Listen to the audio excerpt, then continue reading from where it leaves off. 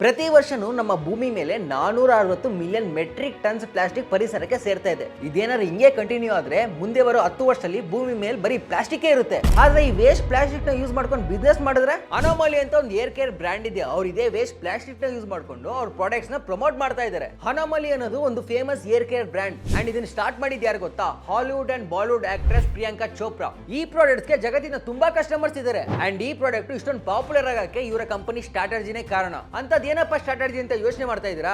ತುಂಬಾ ಸಿಂಪಲ್. ಜನರಿಗೆ ಪ್ರಾಡಕ್ಟ್ಸ್ ಮುಖ್ಯ, ಪ್ಯಾಕೇಜಿಂಗ್ ಅಲ್ಲ ಅಂತ ಅರ್ಥ ಮಾಡಿಸೋದು. ಅದನ್ನೇ ಅನೋಮಲಿ ಕಂಪನಿ ಕೂಡ ಮಾಡ್ತಾ ಇದೆ. ಅನೋಮಲಿ ಕಂಪನಿ ಪ್ರಾಡಕ್ಟ್ಸ್ ರೆಡಿ ಆಗೋದು ನಾವು ಬೇಡ ಅಂತ ಬಿಸಾಕಿರೋ ಪ್ಲಾಸ್ಟಿಕ್ ಇಂದ ಮತ್ತೆ ಪರಿಸರಕ್ಕೆ ಹಾನಿ ಮಾಡುವಂತ ಪ್ಲಾಸ್ಟಿಕ್ ವೇಸ್ಟ್ ಇಂದ. ಅಂದ್ರೆ ಯಾವ್ಯಾವ ಪ್ಲಾಸ್ಟಿಕ್ ವೇಸ್ಟ್ ಇಂದ ಪರಿಸರಕ್ಕೆ ಹಾನಿ ಆಗುತ್ತಲ್ಲ ಅವನ್ನೆಲ್ಲ ತಂದ್ಬಿಟ್ಟು ರೀಸೈಕಲ್ ಮಾಡ್ಬಿಟ್ಟು ಇವರ ಪ್ರಾಡಕ್ಟ್ಸ್ ನ ಪ್ಯಾಕೇಜಿಂಗ್ ಮಾಡಿ ಪ್ರಮೋಟ್ ಮಾಡ್ತಾ ಇದ್ದಾರೆ. ಅನೋಮಲಿ ಕಂಪನಿಯವರು ಇದೇ ವಿಷಯನ ಯೂಸ್ ಮಾಡ್ಕೊಂಡು ಎಲ್ಲಾ ಕಡೆ ಅವ್ರ ಪ್ರಾಡಕ್ಟ್ಸ್ ನ ಪ್ರಮೋಟ್ ಮಾಡ್ತಾ ಇದ್ದಾರೆ. ಸೊ ಈಗ ನೀವು ಯೋಚನೆ ಮಾಡಿ ನಿಮ್ಮ ಪ್ರಾಡಕ್ಟ್ಸ್ ನ ಹೆಂಗೆ ಯೂನಿಕ್ ಆಗಿ ಪ್ರಮೋಟ್ ಮಾಡಬಹುದು ಅಂತ.